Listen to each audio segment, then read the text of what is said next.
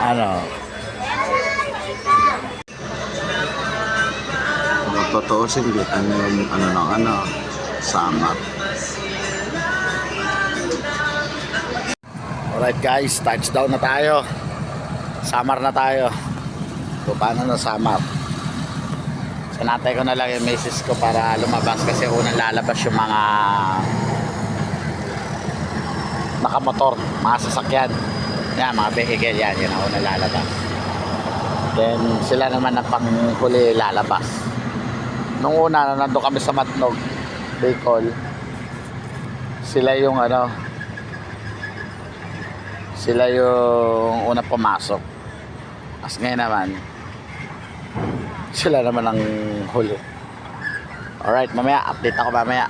Babakbak na ulit kami nito. Time check 2:23, para mga isang oras lang, mga 1 hour to 15 minutes lang yung naging biyahe. Mabilis pala. Kala ko talaga almost 2 hours. Hindi naman. Hindi ko nga naramdaman na umaandar na pala eh.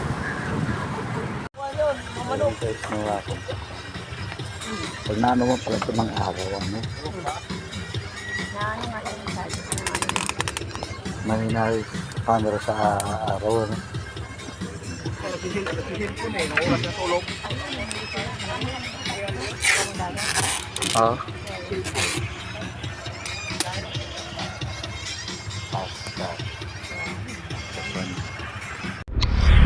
Alright guys, ito na po tayo sa Gantara.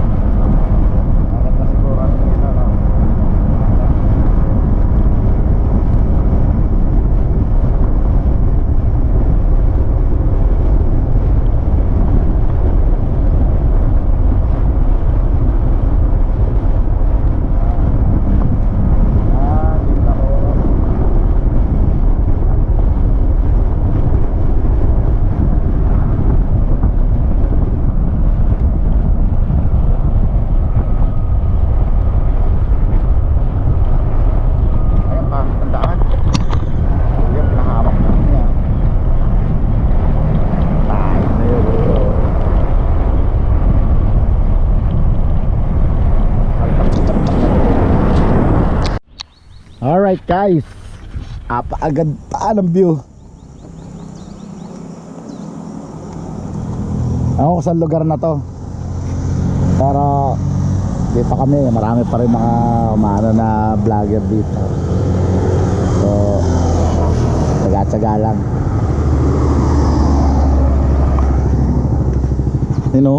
Tanyin guys, ganda ng tanawin, sobrang taas. Grabe, bumagsak na ang ulap. Si Kinton Cloud ni Kuku. Oo nga, Kinton Cloud. Ayan guys, tamang tinapay, magape. Vitamins din yung nung Vitamin D. Vitamin D plus tinapay. Baon pa namin yan sa Maynila. Guys, ito,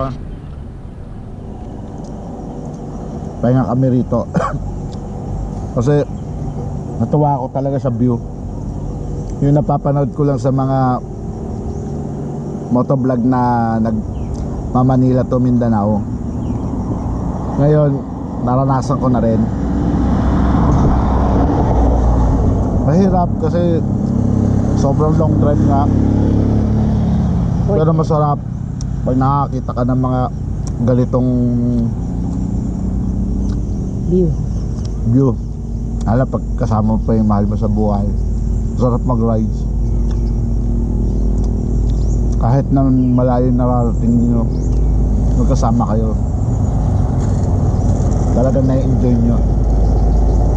So guys, pahinga lang kami. Tapos target namin makapunta na ulit pa Leyte At sana abutan pa rin namin maliwanag yung ano ng San Juanico Bridge para okay. So okay. Alright guys, bakbak ulit tayo. Tara.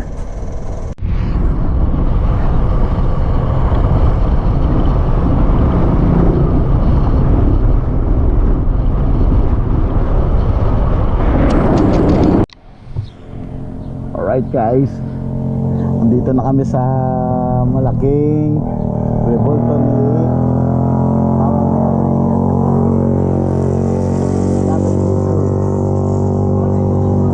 Binigyan mo? Tapos dito mag-selfie ka sa ano natin dito. Sabi po, pera bati.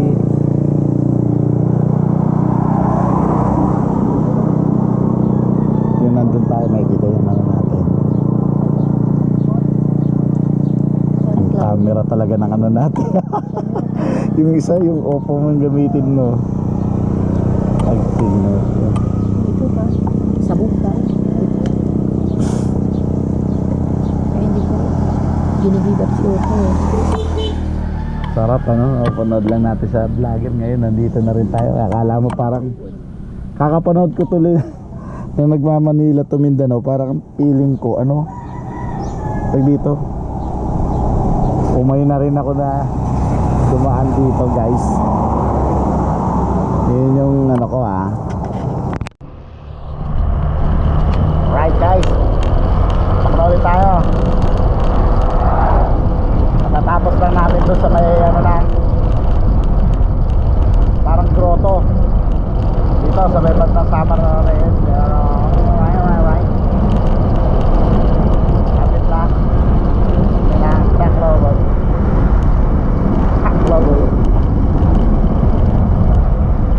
right. That's a rubber ride.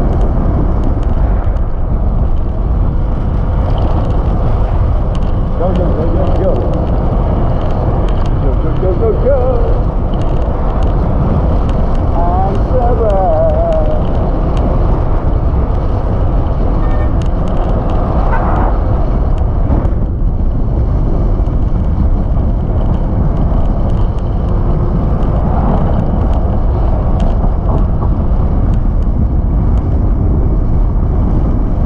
Grabe hangin dito. Takbo natin pero ramdam ko yung ano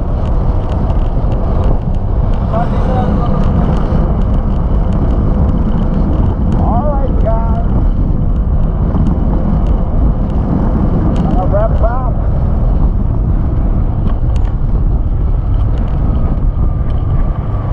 Mga kamubit ko dyan, shout out ninyo. Mga lodi natin vloggers dyan, mga Manila to Mindanao, shout out po sa inyo. Dati ko lang pinapanood mga vlog nyo ngayon. Isa na rin ako sa nagpa-vlog. Pero ano lang, yung memorable lang namin na sa haba ng ride namin, kahit pa paano meron kaming magandang memorable ba. Siyempre kasama na rin doon yung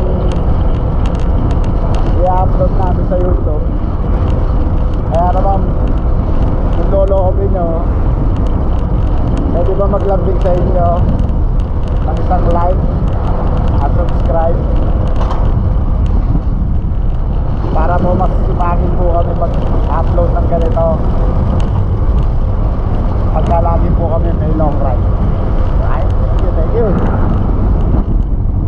Huwag nyo na rin makalimutan i-share para po maka-inspire pa tayo ng mga ibang gustong mag long ride. So ito gusto ko rin ibahagi, no, kasi dahil nga rin naman sa mga natutunan sa inyo, awa naman ng Diyos, safe pa rin kami ingatan ni Lord. Siyempre yun ang unang hindi namin kinalimutan. Sa kada pagbiyahe namin, kami sa kanya ng gabay. Ano ba para kahit pa paano trust kami na hindi niya kami pinababayaan. Diba guys? O sige, mamaya ulit. Kasi mamaya yung memory ko hindi na umabot pang San Juan Eco Bridge. So, kita-kita na lang ulit.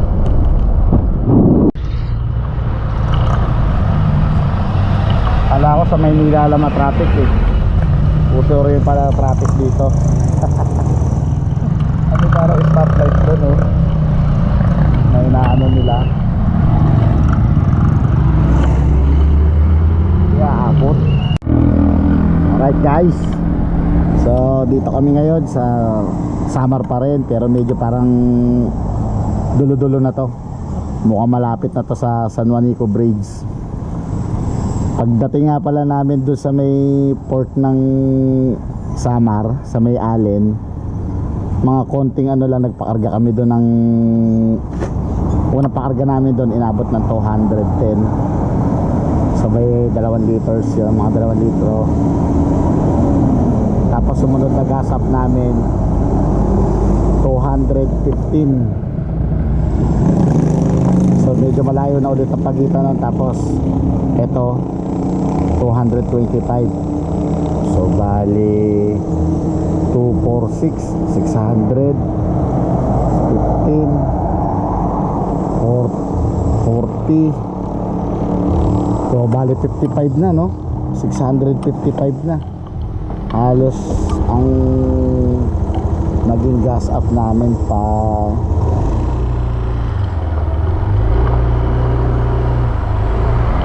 mula Northern Samar to Southern Samar. Sa tingin ko, dahil nakapuntang pa rin kami,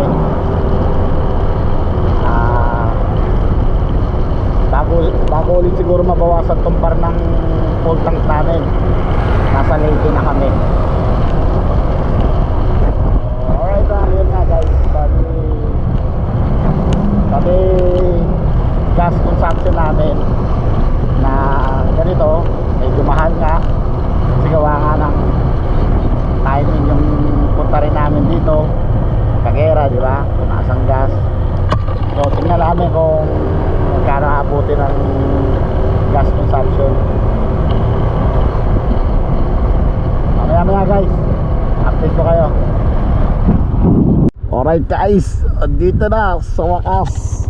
So, sobrang tagal lang inantay namin. First time ko mararanasan to, ang San Juanico Bridge. So tara guys, lakbayin natin.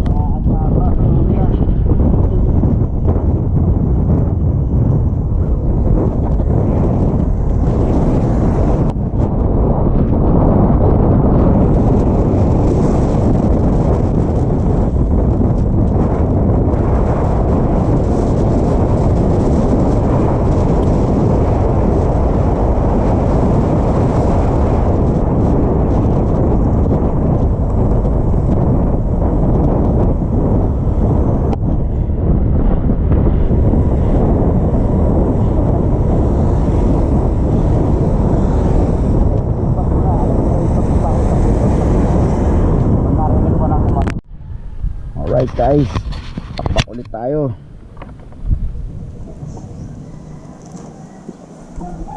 Sabi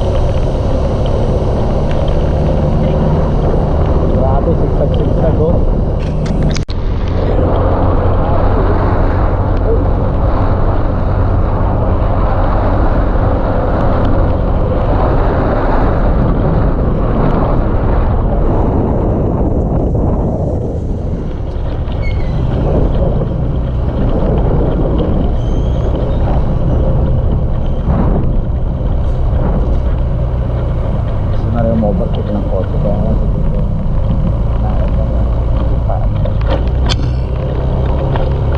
Tatakot.